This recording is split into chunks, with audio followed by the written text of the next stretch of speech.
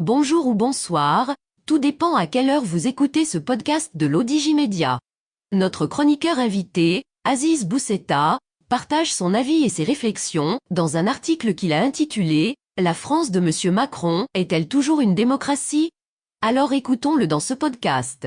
L'auteur démarre son article ainsi. Pegasus, droits humains, résolution du Parlement européen sur instigation française, article en rafale contre le Maroc et en série sur le roi du Maroc, les torts et les travers du royaume, et la généralisation de tout cela à l'Afrique, ainsi est notre amie la France. Mais la France est-elle toujours cette démocratie que nous pensions qu'elle fut, qu'elle se pense être encore pour asséner des leçons urbi et orbi? Peut-être que oui, mais peut-être aussi, et surtout, que non. En raison de plusieurs éléments au nom générique, Emmanuel Macron. L'auteur poursuit son article ainsi. Depuis que le président Emmanuel Macron a été élu, les rapports de force entre gouvernants et administrés n'ont jamais été autant dans la conflictualité dans son pays depuis 1958, de même que les relations de la France avec l'extérieur, qui relèvent désormais bien plus du fait du prince que d'un corps diplomatique caractérisé par le sens de la nuance et l'art de la subtilité. 4 facteurs peuvent être recensés pour constater le déclassement de la France parmi les démocraties.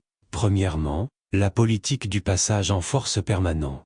Un projet de quinquennat, voire d'un décennat, mais un projet très largement rejeté par les Français, plus des 2/3 de la population y étant opposée selon les sondages.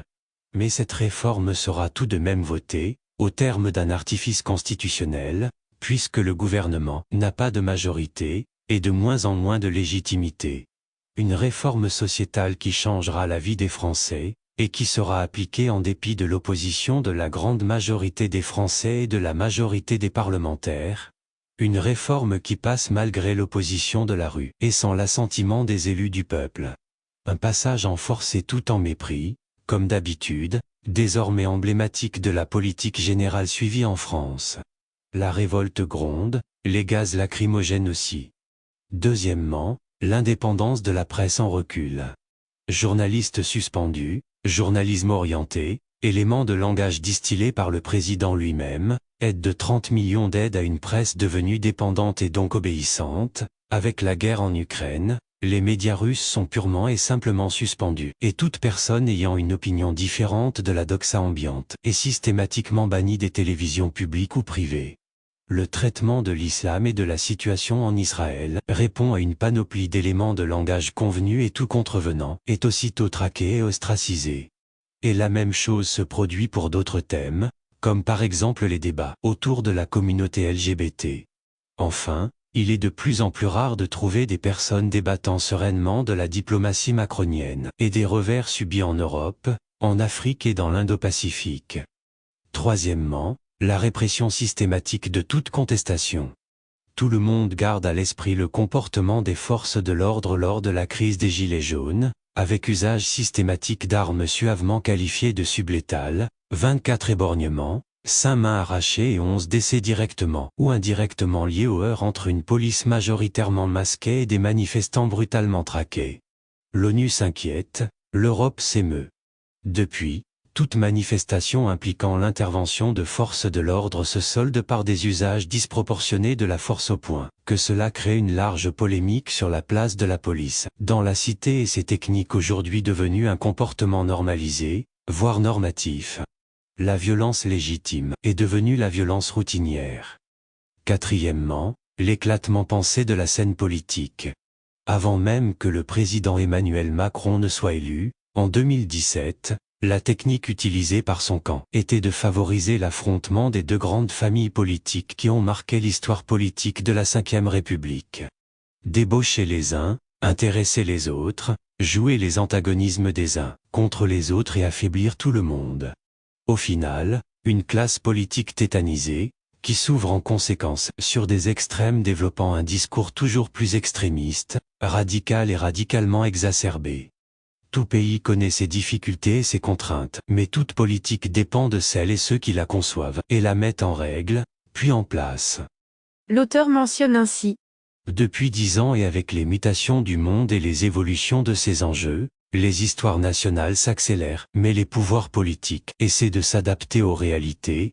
En France, Depuis Jacques Chirac, le pays a connu des politiques aussi différentes que celles des mandats Sarkozy et Hollande, mais les deux tentaient quand même la retenue et œuvraient à maintenir la place du pays dans le monde.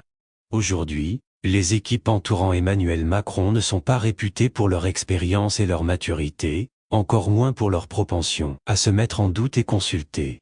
Le système actuel installé en France devient un accélérateur de l'histoire, son arrogance s'étend et devient la règle et les règles de bienséance et de bienveillance ont disparu. L'auteur conclut son article ainsi. Le résultat est qu'aujourd'hui en France, le chaos règne, et qu'en Afrique, le modèle français ne fait plus rêver, et les jeunesses africaines se cherchent d'autres modèles, ou un syncrétisme de modèles à installer chez elles. Cela a abouti à ce rejet de l'ancien colonisateur, que nous vivons actuellement, et qui ne semble en être qu'à ses débuts. Et c'est quand même bien dommage pour le pays des Lumières, qui s'éloigne de la démocratie qu'il sut inventer avant qu'il n'en oublie le fonctionnement. Rédigé par Aziz Bousseta et lu par l'intelligence artificielle de l'Odigimédia. Merci d'avoir écouté ce podcast de l'Odigimédia, ce bouquet de supports numériques, portail, magazine mensuel connecté, web radio et web TV. N'oubliez pas de télécharger notre application l'Odigi Mobile sur Play Store et de vous abonner à notre chaîne YouTube l'Odigi TV. Vous pouvez, aussi, nous suivre sur nos réseaux sociaux, Instagram, Facebook, TikTok, LinkedIn et Twitter. Ou encore, vous inscrire sur notre newsletter quotidienne à partir du portail lodigi.ma. Alors, on se dit au prochain podcast de nos chroniqueurs invités. Et à très bientôt, si et seulement si vous le voulez bien.